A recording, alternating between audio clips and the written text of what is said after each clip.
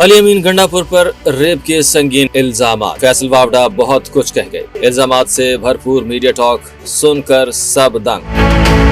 साबिक वफाकी वजीर और मौजूदा सेनेटर फैसल वावड़ा की एक वीडियो सोशल मीडिया पर ज़ेर गर्दिश है, जिसमें उन्हें सहाफियों से गुफ्तगू करते सुना जा सकता है। वीडियो में साबिक वफाकी वजीर को ये कहते हुए सुना जा सकता है, जो अपनी औलाद को कबूल नहीं कर सकते तो बाप को कैसे कबूल कर सकेंगे। अली अमीन गंडापुर पहले कहते थे कि किसी का बाप बंद नहीं कर सकता, तो बंद करके दिखाया। फिर कहते थे किसी का बाप जेल में नहीं डालेगा, भी करके दिखा दिया। फिर कहा कि किसी का बाप ट्रायल नहीं करेगा, वो भी आइंदा आने वाले दिनों में पता चल जाएगा। उनका कहना था कि आप जातियात पर ना आए, कोई एंकर है, हमारी बहन बेटियां और बच्चियां हैं, इज्जत से रोजगार कमाने के लिए बाहर निकली हैं, आप इस तरह की गलाजत से डरें। फैसल वावड़ा का कहना था कि जब आप ऐसे शख्स को कि जिस पर रेप के इल्जामात हों, उसे ऐसी पोजीशन पर बिठाएंगे तो बाकी क्या रह जाएगा। मैं मरियम नवाज की सियासत का कभी हामी नहीं रहा, लेकिन अगर कोई उनकी तरफ या मेरे दुश्मन की माँ बहन की तरफ आगे बढ़ेगा तो फिर हम देखते हैं कि वो कैसे आगे बढ़ता है। बात गैरत की है और हुकूमत को भी एक्शन लेना चाहिए। साबिक वफाकी वजीर का कहना था कि अपनी वजारत दाखिला छोले बेचने के लिए रखी हुई है, ये जहाज और हेलीकॉप्टर किसके लिए हैं? मैं तो बहुत मेरिट की बात करता हूँ, मैं तो उसे पतंग की तरह नीचे ले आऊंगा। मैं बड़ा क्लियर हूँ, मैं पाकिस्तान को अब पाकिस्तान क्रिकेट टीम नहीं बनने दूंगा, चाहे मैं अकेला ही क्यों ना खड़ा हूँ। बिस्मिल्लाहिर्रहमानिर्रहीम। इय्याका नअबुदु व इय्याका नस्तईन। मैं इस वक्त पाकिस्तान की सारी कौम से और ये PDM की पार्टियां और ये फार्म 47 की हुकूमतों से और पाकिस्तान के तमाम इदारों से मुखातिब हूँ। मेरे पाकिस्तानियों,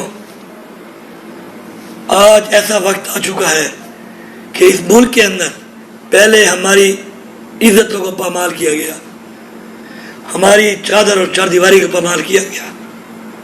हमने ज़र्फ के साथ ज़र्फ दिखाते हुए इस कौम के लिए, इस मुल्क के लिए, पाकिस्तान के लिए उफ तक नहीं किया।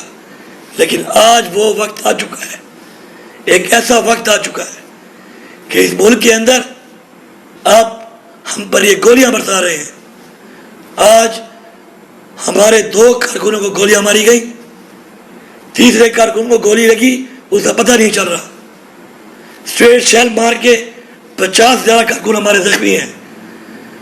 हर 3 किलोमीटर पे पंजाब की एंट्री से शुरू हुए और हर 3 किलोमीटर पे शेल ये मारते रहे, गोलियां बरसाते रहे, स्टन ग्रेनेड फेंकते रहे।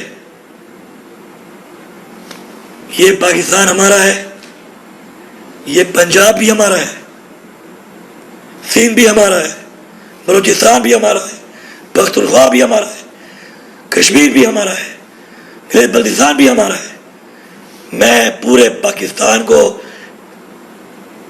मुबारकबाद देता हूँ, सलाम पेश करता हूँ कि आप डटे हुए हैं अपनी आज़ादी के लिए। आज के दिन पिंडी डिवीज़न की आवाम को और पख्तूनख्वा की आवाम को सलाम पेश करता हूँ और साथ ये पैगाम दे रहा हूँ कि आज कई पुलिस वाले आज हमारे हत्थे चढ़े, हम पे जुल्म करने के बाद, और मैंने उनको रेस्क्यू किया क्योंकि मुझे और हमारे लोगों को उनकी फैमिली का ख्याल था, उनके बच्चों का, उनके घर वालों का ख्याल था।